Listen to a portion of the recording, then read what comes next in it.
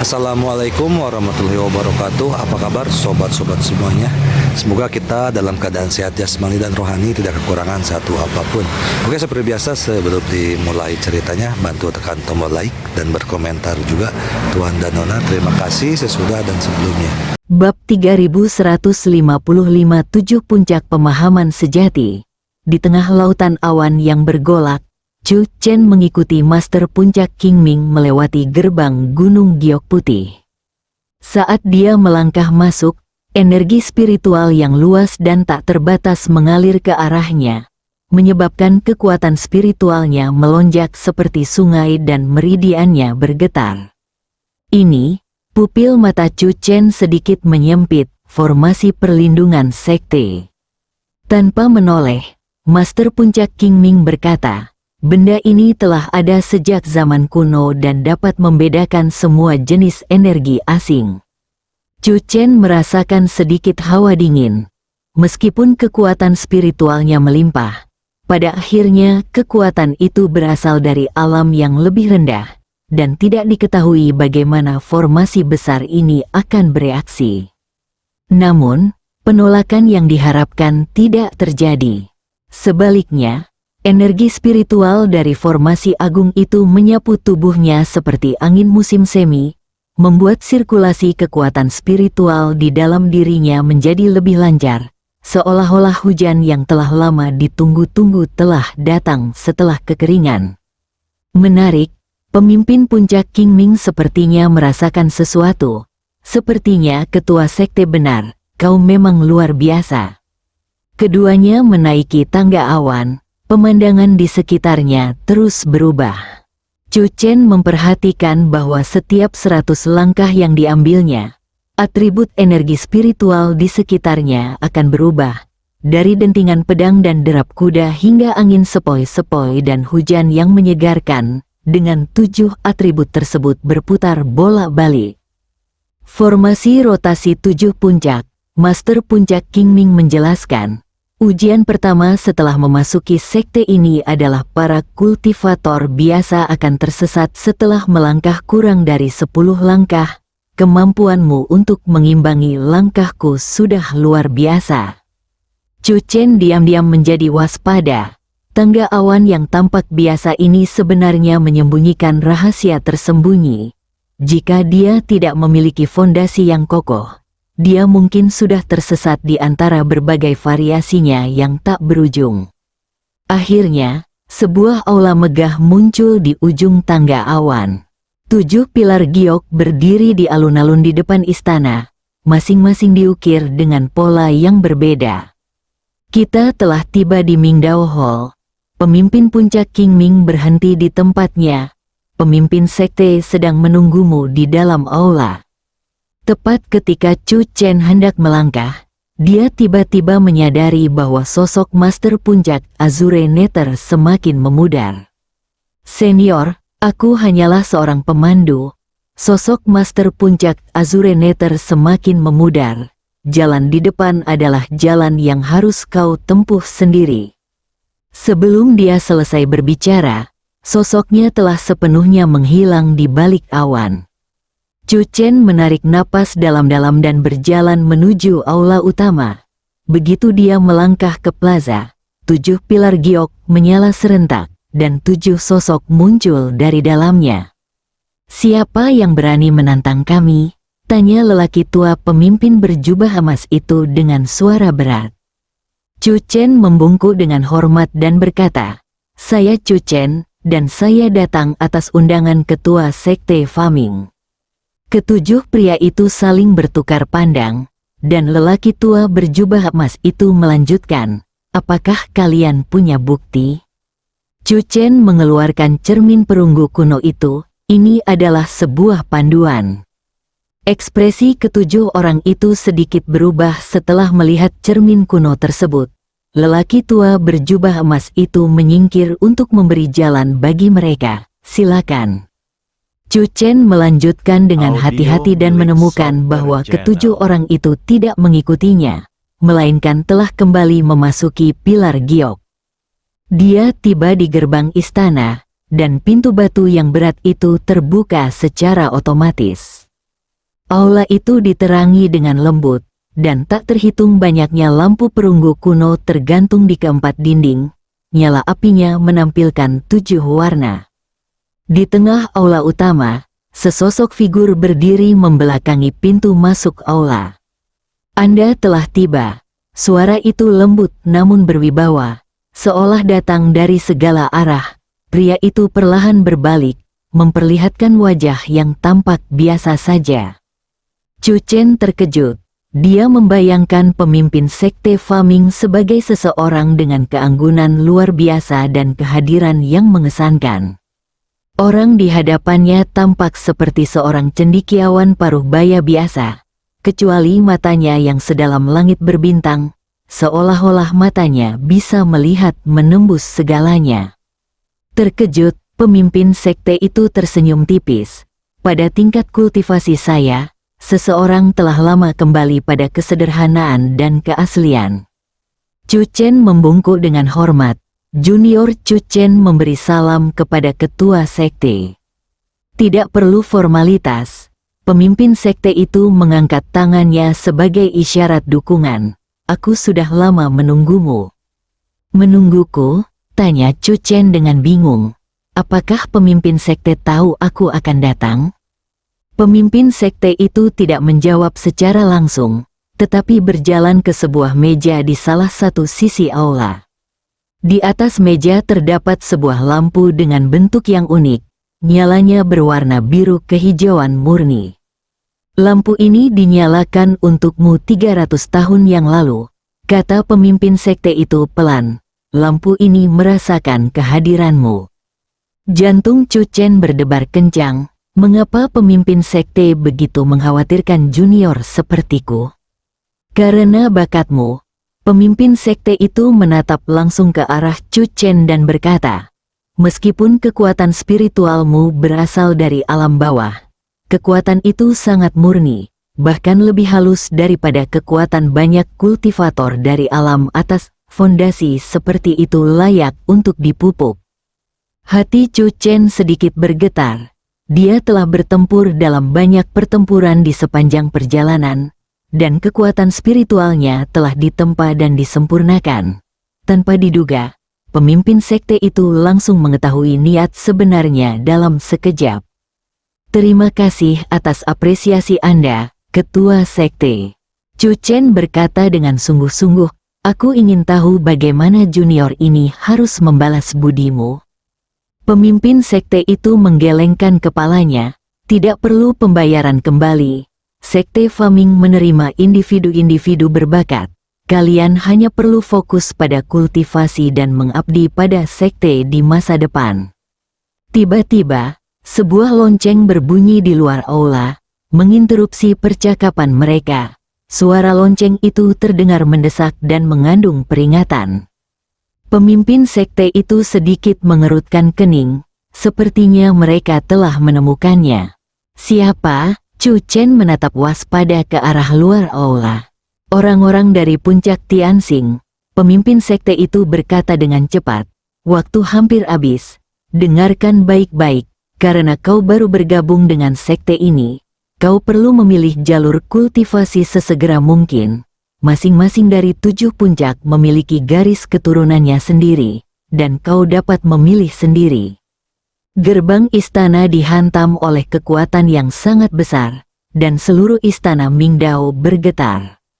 Metropolitan, sebuah suara dingin terdengar dari luar aula, sepertinya melanggar aturan jika Anda bertemu dengan orang luar secara pribadi. Pemimpin sekte itu berbisik kepada Chu Chen, pergilah melalui aula belakang menuju pavilion kitab surgawi dan konsultasikan penjelasan sejati 7 puncak. Itu akan membantumu memilih warisan yang paling sesuai. Dan kamu, saya punya cara sendiri untuk menghadapinya. Secarik kertas giok terbang keluar dari lengan pemimpin sekte itu. Ambillah ini dapat membimbingmu ke arah yang benar. Pintu istana hancur berkeping-keping, dan sekelompok kultivator berjubah hitam menyerbu masuk. Pemimpin mereka memiliki wajah yang menyeramkan dan garis vertikal merah darah di antara alisnya. Master Puncak Hukuman Surgawi. Ekspresi pemimpin sekte itu tampak serius. Chu Chen, lari, teriak pemimpin sekte itu tiba-tiba.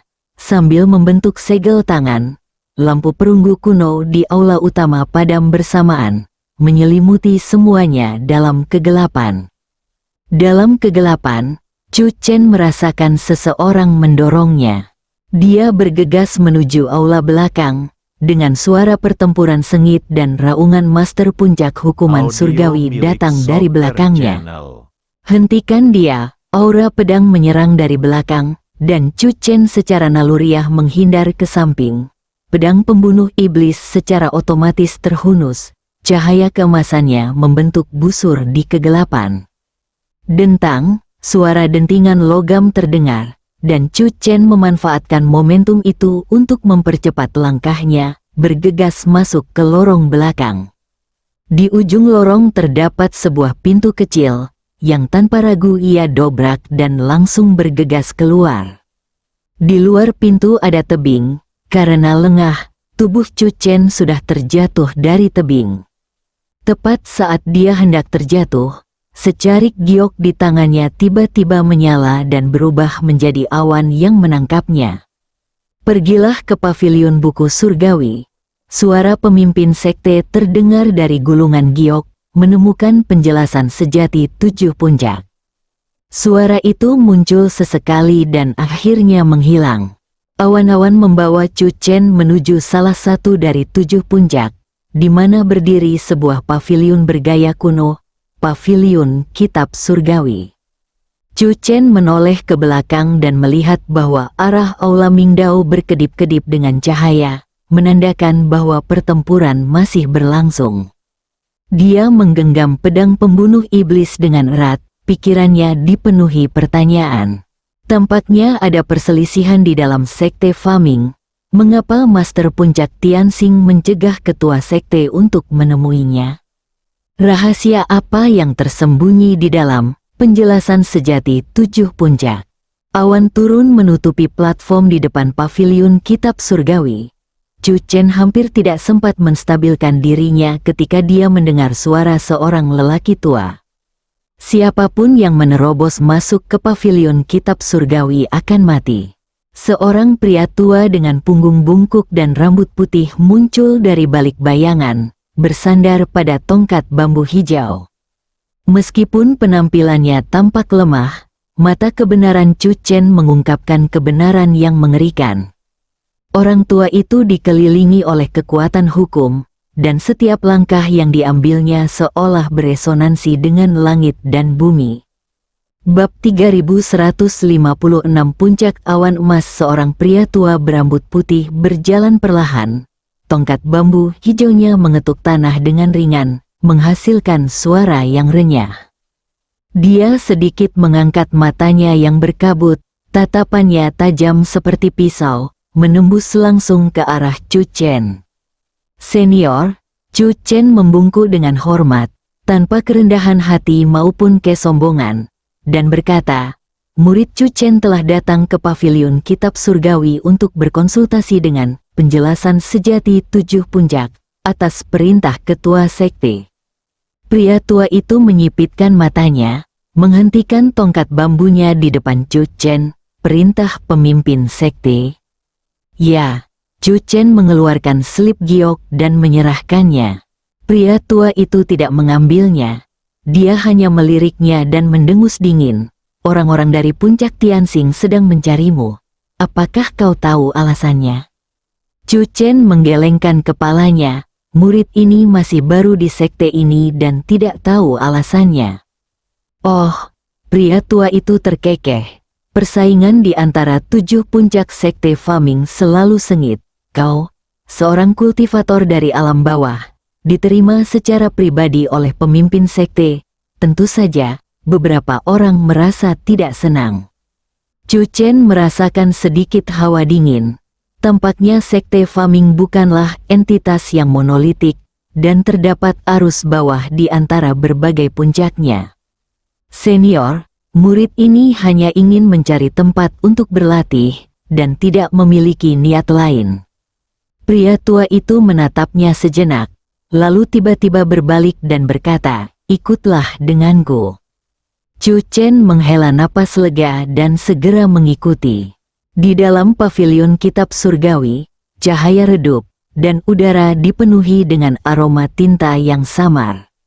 Rak-rak buku yang tak terhitung jumlahnya tersusun rapi, dipenuhi dengan berbagai macam buku, beberapa di antaranya bahkan melayang di udara, memancarkan cahaya spiritual yang samar. Penjelasan sejati 7 puncak berada di tingkat ketiga. Pria tua itu berkata tanpa menoleh, "Namun, sebelum itu, kau harus lulus ujianku." Chu Chen terdiam sejenak. Sebuah ujian, tidak sembarang orang bisa memasuki pavilion buku surgawi. Pria tua itu berhenti dan menunjuk tongkat bambunya ke tanah.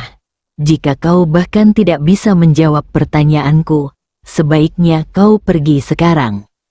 Chu Chen menarik napas dalam-dalam, menangkupkan kedua tangannya, dan berkata, "Mohon berikan pencerahan kepada saya, senior." Mata lelaki tua itu tajam saat dia perlahan berbicara. "Apa dasar dari jalan kultivasi?" Chu Chen berpikir sejenak dan menjawab, "Hati adalah fondasinya." "Oh," lelaki tua itu mengangkat alisnya. "Mengapa bukan energi spiritual? Mengapa bukan teknik kultivasi?" Kekuatan spiritual dapat dikembangkan, dan teknik dapat dipelajari, tetapi jika pikiran tidak tenang, semuanya akan sia-sia.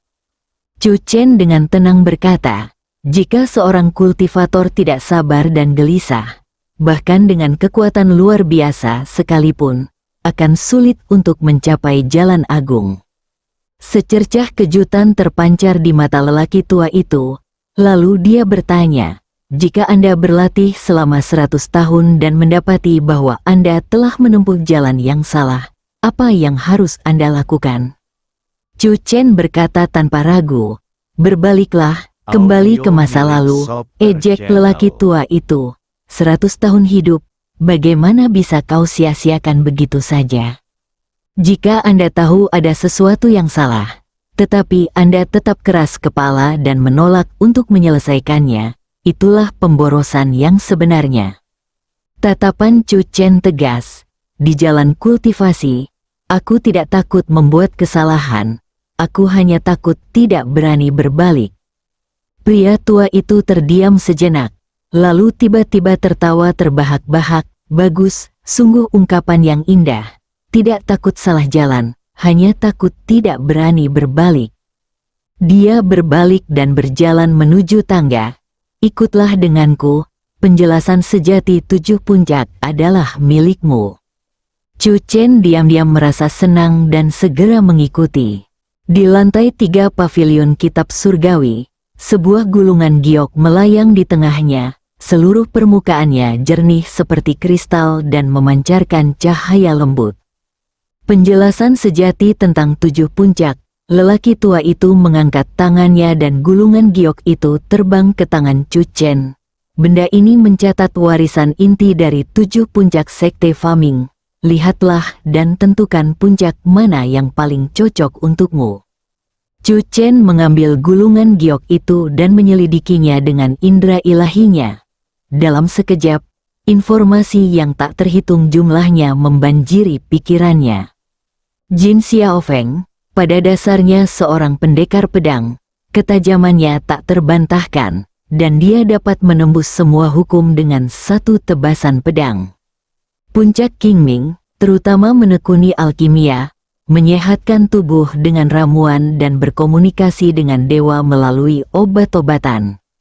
Suan Suifeng, menghususkan diri dalam sihir berbasis air, menggabungkan kelembutan dengan kekuatan, dan mampu melakukan transformasi yang tak terhitung jumlahnya. Puncak Api Merah, terutama mengembangkan kemampuan ilahi berbasis api, mampu membakar langit dan mendidihkan lautan, memiliki dominasi yang tak tertandingi. Puncak Tanah Tebal, terutama mengembangkan cara pertahanan, tetap teguh seperti gunung, kebal terhadap semua serangan. Puncak Tianfeng, menghususkan diri dalam teknik gerakan dan kecepatan, bergerak seperti angin tanpa meninggalkan jejak. Lei Yufeng, terutama mengkultivasi sihir petir, tak tertandingi dalam keganasannya, dan bertindak sebagai perwakilan surga untuk melaksanakan hukuman. Masing-masing dari 7 puncak tersebut memiliki kekuatan dan tradisi uniknya sendiri. Chu Chen memejamkan matanya sambil berpikir keras. Dia telah berlatih melalui pertempuran yang tak terhitung jumlahnya, memperoleh beberapa pengetahuan tentang ilmu pedang dan teknik petir. Tetapi jika dia harus memilih yang paling cocok. Tiba-tiba, dia membuka matanya dan menatap lelaki tua itu. Senior, murid ini ingin memilih puncak awan emas. Pengkultivator pedang, pria tua itu mengangguk sedikit. Itu sesuai dengan temperamenmu. Namun, kepala puncak-puncak Jin Xiao memiliki temperamen yang eksentrik dan sangat ketat dalam menerima murid. Kau mungkin tidak akan bisa menarik perhatiannya. Chu Chen tersenyum dan berkata, tidak apa-apa, aku bersedia mencobanya. Lelaki tua itu tak berkata apa-apa lagi dan melambaikan tangannya. Pergilah, puncak awan emas ada di timur. Dengan gulungan giok ini, seseorang akan menuntunmu. Chu Chen membungkuk dengan hormat. Terima kasih atas bimbingan Anda, senior. Dia berbalik dan turun ke bawah. Begitu dia melangkah keluar dari paviliun kitab surgawi, dia melihat cahaya pedang menembus udara dan tiba dalam sekejap. Kau Chu Chen, pendatang baru itu mengenakan pakaian putih, membawa pedang panjang di punggungnya dengan wajah dingin dan tegas. Chu Chen mengangguk, tepat sekali. Ikutlah denganku, pendekar pedang berjubah putih itu berkata dengan tenang. Puncak awan emas tidak menerima sampah. Jika kau tidak cukup memenuhi syarat, pergilah dari sini sekarang juga. Chu Chen tidak merasa kesal. Sebaliknya, dia tersenyum dan berkata, silakan tunjukkan jalannya, kakak senior. Pendekar pedang berjubah putih itu mendengus dingin. Pedangnya berkelebat, dan dia membawa Chu Chen ke langit, langsung menuju puncak awan emas. Cahaya pedang menembus langit, dan lautan awan bergejolak.